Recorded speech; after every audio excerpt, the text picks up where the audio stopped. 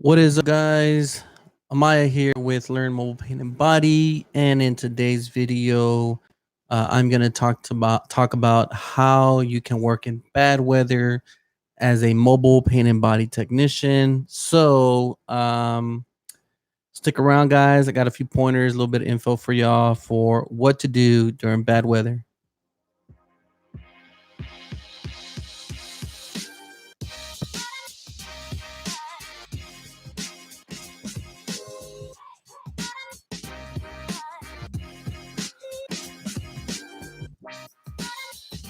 All right, guys. Just got to get set up here. So thanks for checking the channel out. And I had a subscriber ask me a question not too long ago. Let me see if I can get to his comment and let y'all know what he asked. Um, he basically commented on one of the videos. Um, Sorry guys, but he was wanting to know about bad weather, right? Okay, so this is from Don Baba. This is like 3 days ago. Um, do you ever have temperature issues when seasons change? And where can I get uh estimates papers from? I guess like papers where you can write up an estimate. I'm gonna talk to y'all about providing estimates and how that works and what I use. Because you do work in a mobile paint and body environment, and you have to kind of use what you got and make do with that. I want to be able to show y'all what I do. So this is what I'm gonna do. We're gonna talk about the temperature and we're gonna talk about the weather.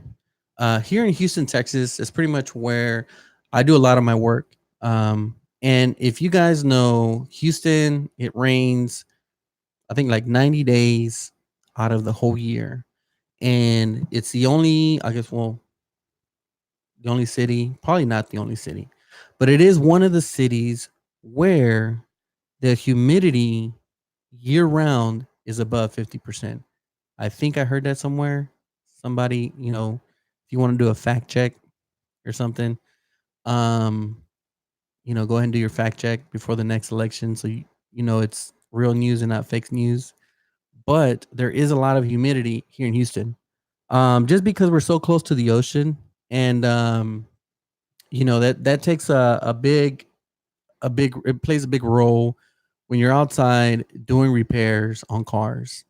Now, I've dealt with this issue for years and years and years and years. I've worked in Austin, I've worked in different cities across Texas. But I will say this, it is very much doable, guys. Like, you don't have to have perfect weather conditions to have a great looking refinish done on a car. So, primarily, when I do a mobile paint repair, if it's a sunny day, the wind is not over 30 miles an hour. It's not colder than, I would say, 55 degrees, 60.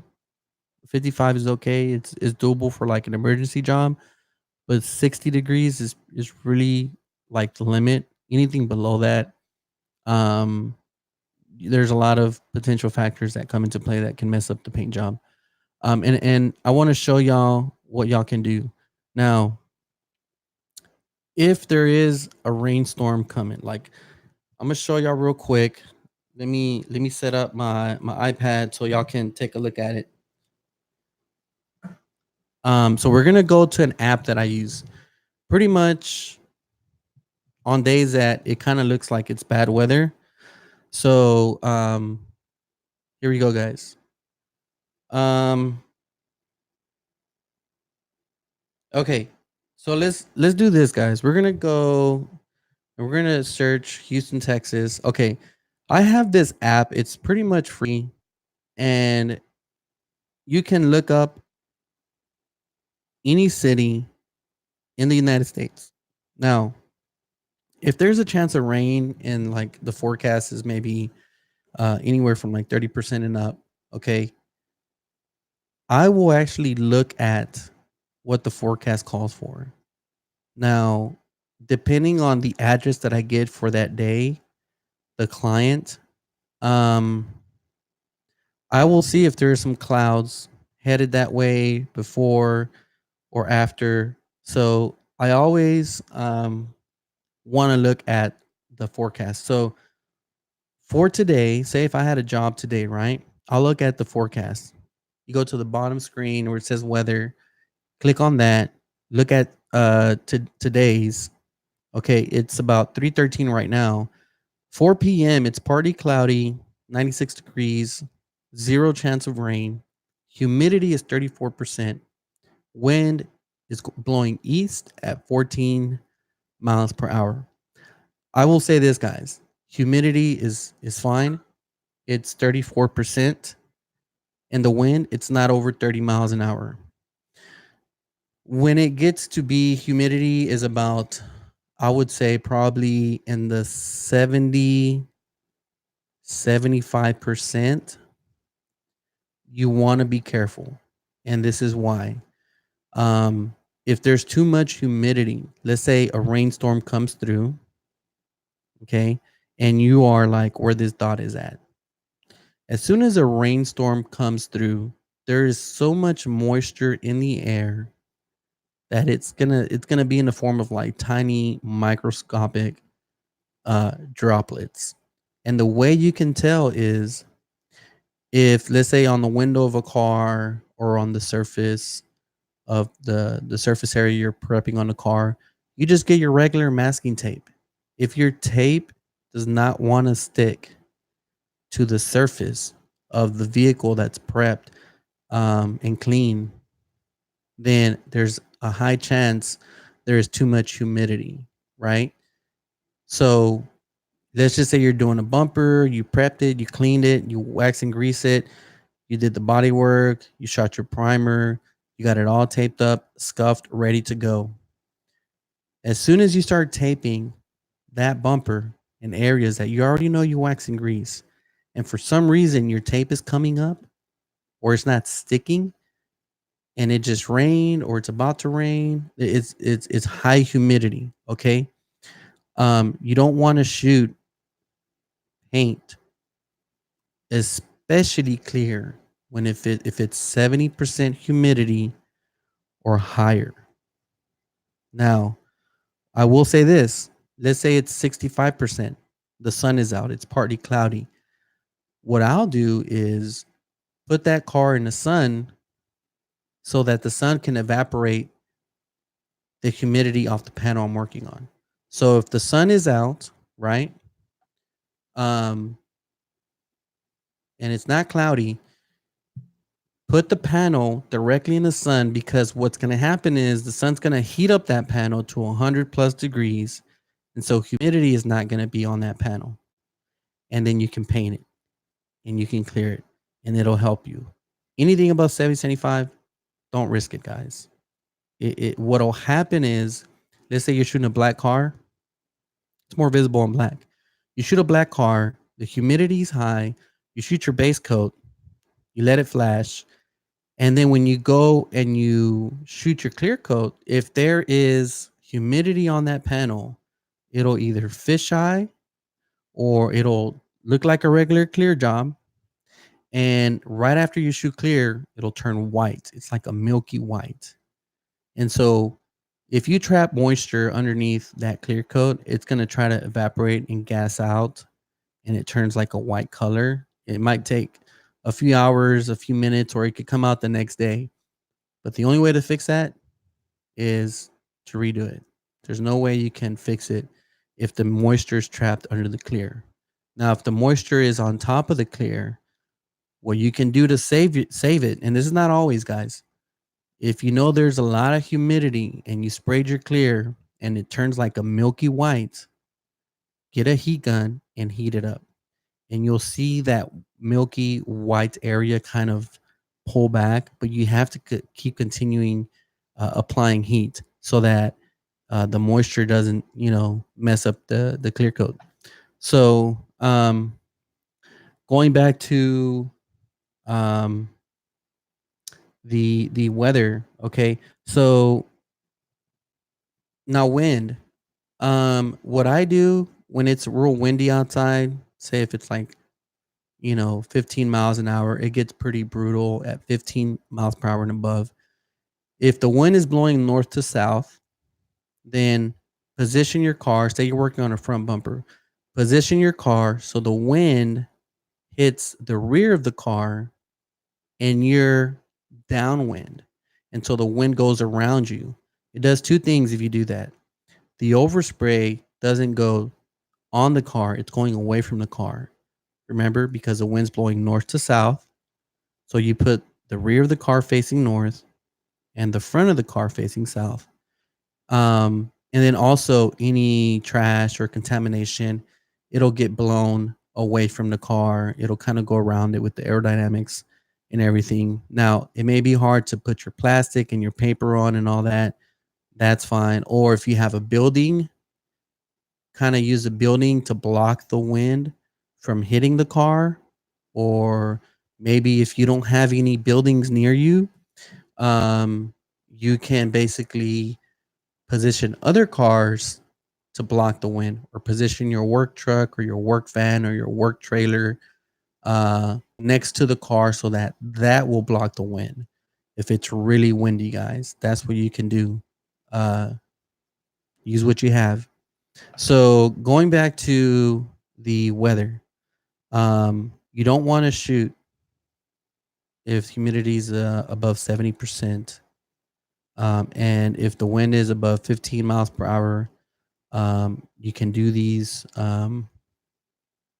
different options where you can use a building or car. If it's above 30 miles per hour, guys, I would just, find a way to like get some coverage from the wind. If you can't, you say you're out in the airport and there's just open land. It's really windy at airports because pretty much everything around the airport is leveled out and there's so much wind at any airport. Um, you want to um, take your time. So, what can happen when if the wind is too high? Okay, guys. So when you spray out of your gun, right? Let's go to my computer and let's just do um search spray gun pattern. Okay, I'm gonna show y'all a little clip. Um, well, let's look at this picture real quick. First of all, okay, look at this pattern right here, guys. This is very important. Okay, this pattern here, or this one here, this is basically telling you how when you spray out of your gun, you press that trigger, you're gonna have a flat area like this. Like this is all your paint right here. It's gonna spray out like this. Okay. That's what you really want. Anywhere from 8 to 9 or 10 inches, whether you have a turbine gun or a regular HVOP gun hooked up to an air compressor. This is what your pattern is supposed to look like right here. Okay. Now, if you have too much material flowing through your gun, it'll run and drip like this. If it looks very splotchy, very dry, like very thick, it could be either two things.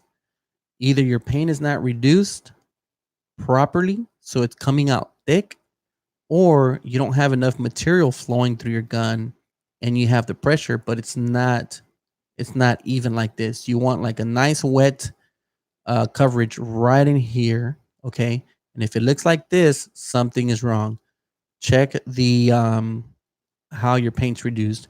When you reduce your paint, you want to have 1-to-1 ratio. What I mean by that is If you could do it either in weight or use a measuring cups. If you do it by weight, you could use the scale and say you have 40 grams of paint, you want to put 40 grams of reducer.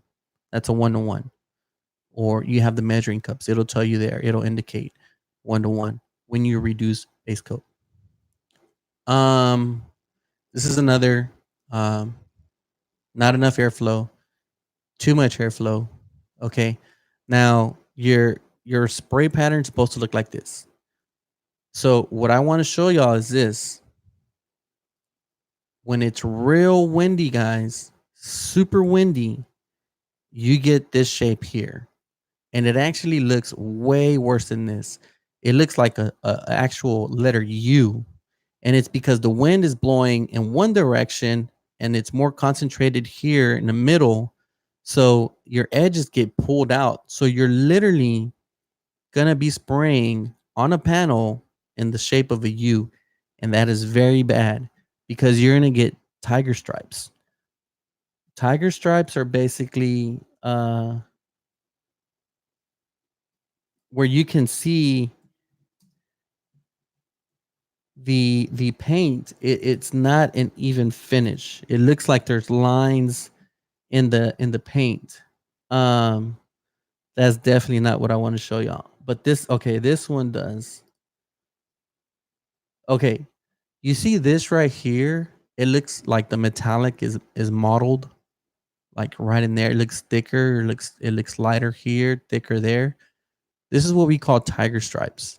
And it's because the wind or the pressure of your gun is not applied right. It's not an even, continuous, smooth finish. So you'll get these stripes in your paint. So that's why I say don't ever try to shoot in 30 mile per hour winds, especially if you have metallic colors. Now, if it's a solid black, solid white, that's okay because you can't really see tiger stripes on a solid black or a solid white, unless you don't you cover your primer or whatever. But this is what it's gonna look like, guys, and you don't want to do that. So, going back to the weather, if it's wind is above 30, I mean, try to reschedule, guys. Spray inside a building or something. Don't do it. Trust me, been there, done that. I learned the hard way. Um, okay. So now, let's say you're in a city where there's bad weather. Okay, well, let's go to that scenario. I looked up North Charleston, South Carolina, just because I wanted to find a city that had bad weather for today. And they actually have a bit of rain. I believe it's because of the hurricane. Yeah, there it is. Okay, that's the hurricane that's like headed their way. So all this rain is like headed their way, right? So let's say we're at this little dot. That's where our client is. We're gonna service their vehicle there. And this is like a screenshot, guys. It shows where the rain is, where it's pouring down like crazy. Red and yellow being the most intense. Um, and what I do is if I have a client scheduled for it's 3 p.m. right now, but let's say I check the weather at 8 in the morning, and the forecast calls for um, rain later that day. Then I'll click on this icon where it says weather, and it'll give you the hours of what you could expect. So if you look at this, 5 p.m. is where it says precip. That's precipitation. That's rain. Okay. At 10 p.m. is 1%. 11 p.m. is 2%. But let's just change. Let's just imagine that this was like 11 a.m. in the morning. If it was like anywhere between 30 to 40%, then there's a chance that you might get rained on. So what I'll do is I basically kind of, you got to study the weather, guys. I'll look at the radar and I'll see what the weather looks like according to the radar and what it says on the weather forecast. And if there's going to be rain without a doubt, guys, I will talk to the client and tell them, "Hey, humidity is going to be high. The weather conditions are not favorable to refinish your vehicle, and it is our professional recommendation that we reschedule. Now, the only way to kind of get around this is if you have a building that you could work in, or let's say you have a dealership account. You're working at a dealership. They have a facility where you can work inside, um, and you could have the retail clients go to that dealership and knock some work out there. I remember in the other video I told y'all, work out a few deals with select dealerships that have facilities that you can work inside, and tell them, hey, give me a deal. I'll give you a deal if it's a rainy day. I can, do a bumper for 125 bucks or 150 bucks or whatever deal you want to work out. I'll do bumpers for 150 and give you a free touch up. I won't charge for touch up on rainy days only. So you have work lined up. Okay. Um, so this is what I do when it comes to bad weather, guys. To be honest, like, you can't paint outside when it's raining. Never. Don't try it. Don't even do it. It's not gonna work. Um, it's just one of those facts that you are mobile and you are dependent upon good weather, and so you want to play your cards right, but also educate the client, manage their expectations, and tell them, look, this is what's coming your way. Um, we're gonna have to do this, or work out a deal, or take it to the dealership. So, that's on a rainy day, guys. So it's always good to have both. You want to have retail clients, you want to have um, commercial accounts, you want to have dealerships, just so you have that kind of diversity to work under different types of conditions. And thankfully, in the beginning, it was hard for me, but as I built my business, I was able to network and talk to different dealership owners, build a relationship with them, and um, be able to use their warehouse or facilities and all that. So that's the part I want to cover with the weather. Now, the other part is, say you work in a cold climate.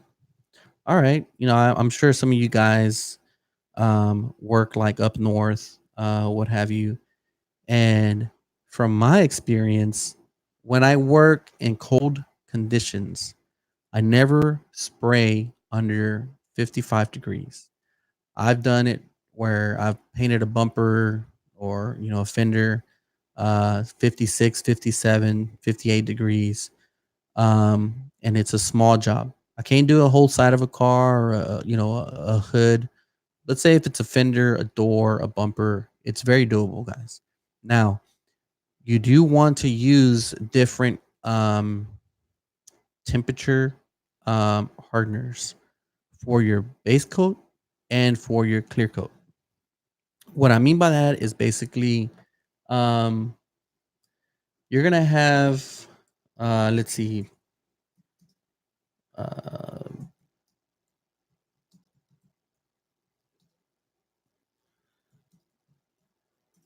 you're gonna have different types of reducers. Now, the reducers, these chemicals here, like the DT870, um, they have I think it's the DT890. Is it that one? Let me see. Is it here? Is it here? No, it's not here. So the last two numbers, guys, is the 70. They pretty much tell you, okay, this is the temperature. This is for 70 degrees, and you have the 80 and then the 90.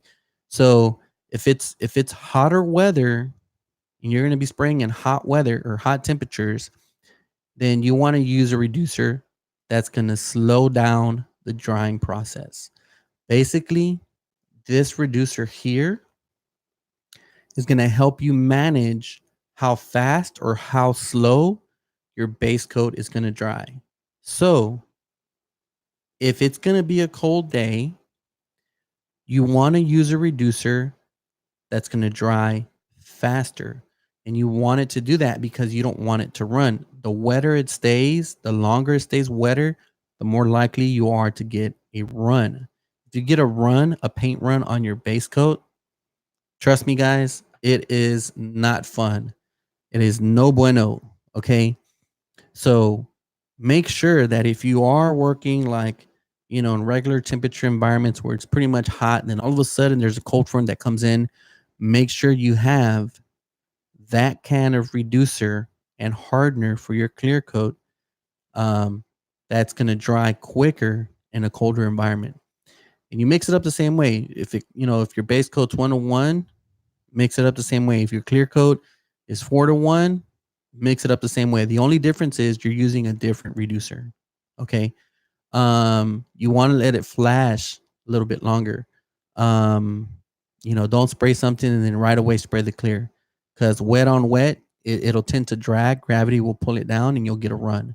If you get a run on the base coat with the clear coat and it just pulls it, if it pulls a metallic while it's still wet, you're gonna get a metallic, basically run. It'll look like a run in a metallic.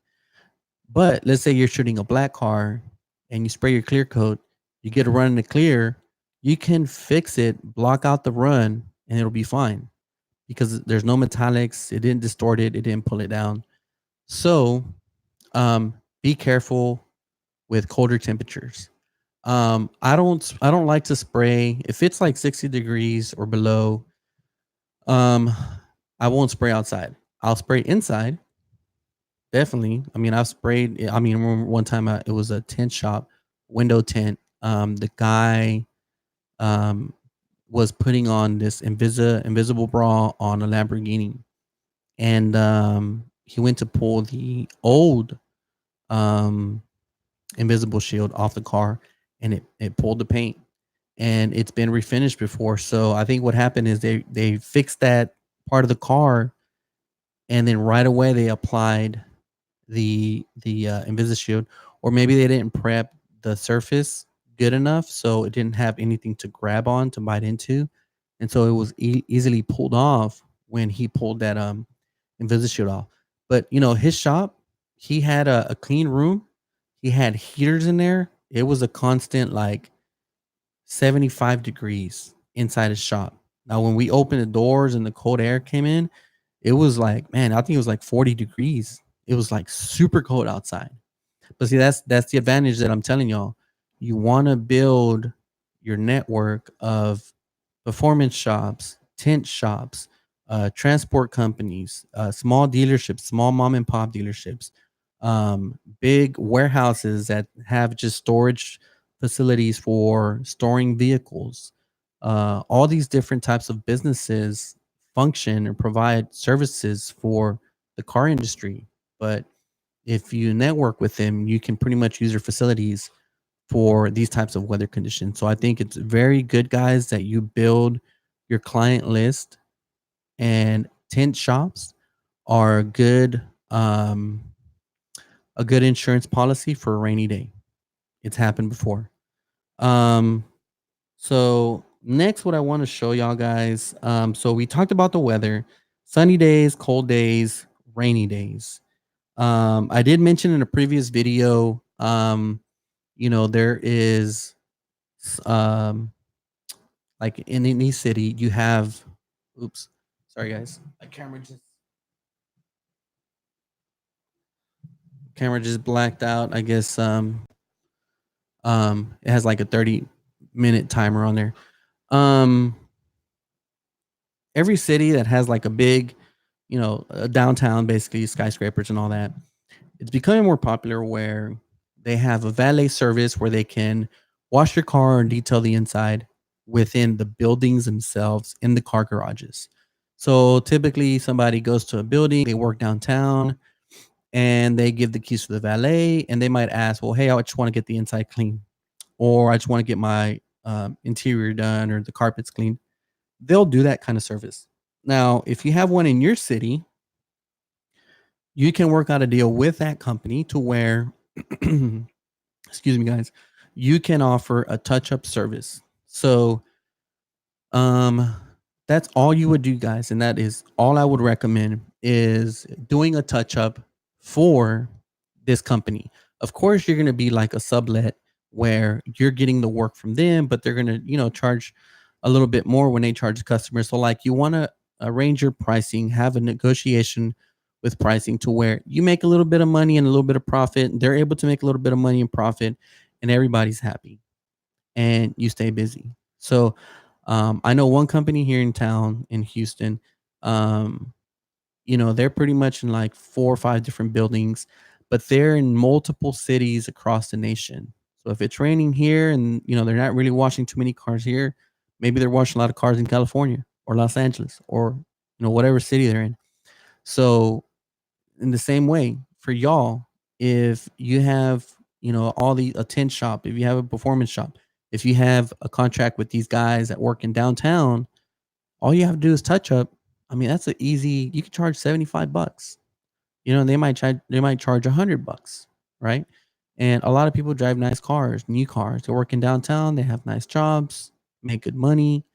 They want to keep their cars up to par. So that's just another idea, guys. So I want to go back to, let me see, his comment. Okay, he also asked, okay, that was about temperature issues and when the seasons change and all that. He also asked about the papers, okay, the estimate papers. Um, I will say this, guys, it definitely helps a lot if you have a way of showing a formal estimate where you can actually bill your clients. Okay. Oh, look at that matrix effect. What? Okay. Sorry guys. Okay. So I'm gonna take y'all back to my screen and we're gonna look at these estimates. Okay. I believe I probably have some, but I didn't blur out the information for the clients.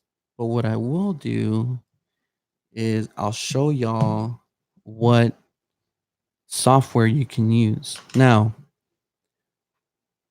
there's three different types of estimates that I do on a regular basis. Okay. Um.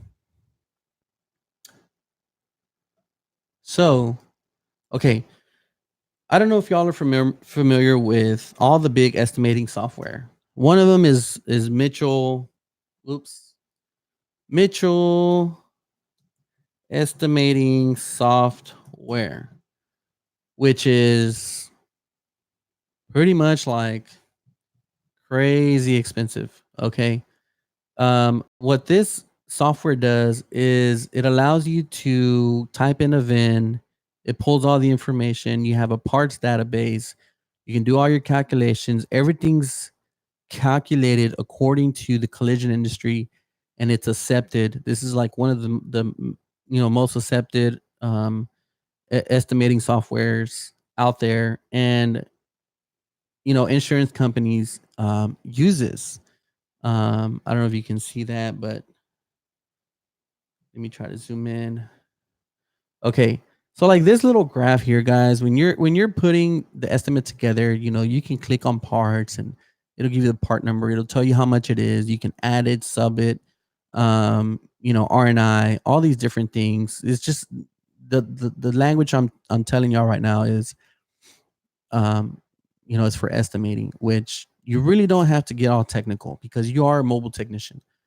But it helps if you're trying to get a job approved from a retail client and you have to submit a formal estimate to the insurance company. It will help you get that check, that contract, that bid accepted if you have a formal estimate. Okay. Now, of course, this is like the big name brand estimating software. I think, I mean, I don't know how much it costs, guys, but I'm pretty much sure it's a couple $1,000s, okay? Like per month, probably, or a couple hundred. Now, there is one estimating software that I have done my research on. I have tried it out and used before, um, and it works pretty cool, guys. I have landed a few jobs using it. I want you to look it up yourself. But this company is called WebEst. I believe they're based out of Florida. Okay. So if you go to Google and just type in web hyphen and then EST, WebEst, this is it. Click on that little thing. That's a little ad.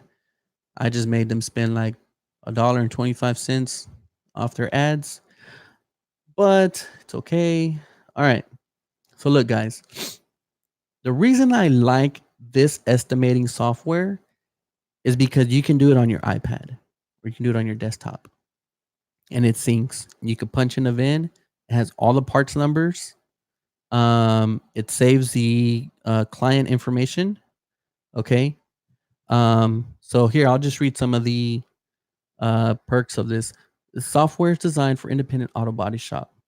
Multiple rate profiles. Now, what this mean, guys, is every body shop has like their body shop rate. Say your average body shop, they might charge anywhere, 55, 65, $75 per body shop hour. So like if a car needs 10 hours of work done, they multiply 10 hours times their body shop rate, $65 or whatever, and they get their total like that, right? Um so if you have multiple rate profiles, which is basically um you can have different rates set up where you just go in and you change the settings. You can have one rate for $55 for electrical or I'm sorry, for buffing and waxing. And then you can have another rate for $75 for paint and body work. Okay. That's one of the reasons why you could use multiple rates. Um, it has a Mitchell database. It uses the Mitchell database for their parts, the times, the pricing information. This is a huge plus alone, guys. Okay. Because when you submit your bid to the insurance company, say the retail client called you up and they're like, I want to go through my insurance, you can get more money for your estimate using these official estimates, using this software, because they're going to go by what it says on this. Okay. They're used to basically doing it the same way they've been doing it for the last 100 years. Okay. You can also include pictures in your estimate. When you submit an estimate to a client, it's like telling them, hey, this is the picture that you sent us. This is how much we're quoting you. It has happened to me in the past where, you know, a client says, okay, I want you to go ahead and book me for the repair. You go out there, you do the job, and then they say, oh, hey, I thought you were doing this over here. You didn't paint the other side of the bumper, or you didn't paint the back bumper. And you easily go back to that estimate and you say, well, these are the pictures you submitted. You submitted two pictures. Both of them are on the front bumper. This is what the estimate has detailed. This is what you're responsible for. I can give you a new quote for the rear bumper, but it allows you to document everything so you protect yourself. Um, and you don't have to go through those types of issues.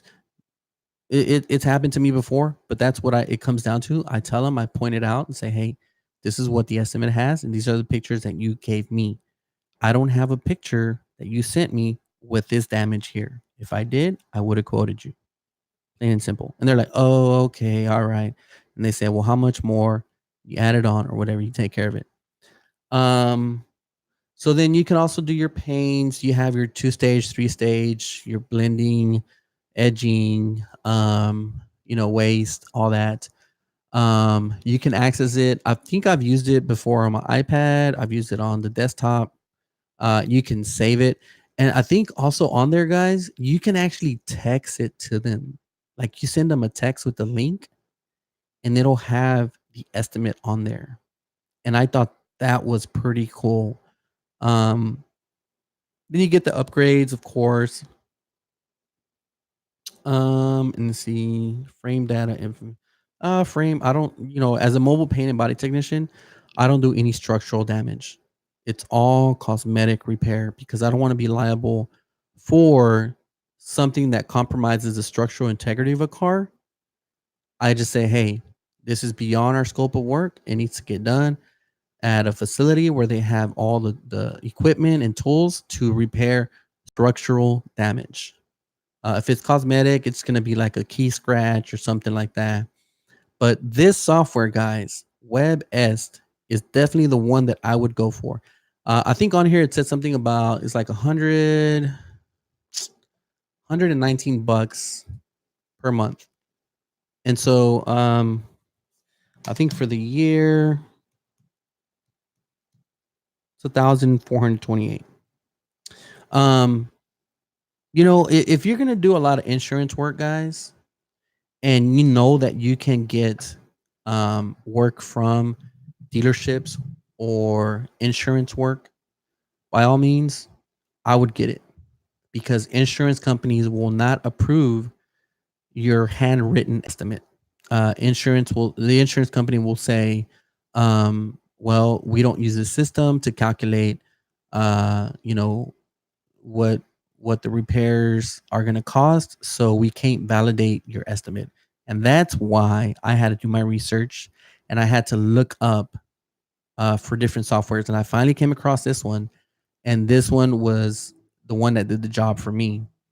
119 bucks. It is pretty expensive, guys, but if you just do one car repair for the month and consider that, hey, that's going towards your estimating software, it's very doable, guys. I think also with them, if you pay up front for the whole year, I think they give you a discount. I'm not sure exactly how much. I'll put the link in the description below so you can click on it. But this is pretty much the one estimating software that I would use and I highly recommend. Now, the other way that I do estimates is through PayPal. Okay. If you have an account with PayPal, you go to PayPal and you download the PayPal business app. And what that allows you to do is you create your business profile on PayPal. Let me see if I can. Let's see, PayPal business.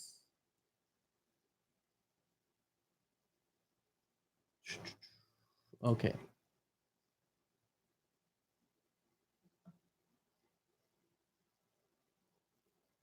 Let me see if I can find this.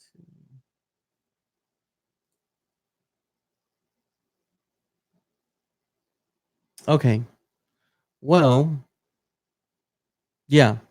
So I would definitely go with PayPal, guys. If you're looking for like the free, easy option, and I use it till this day.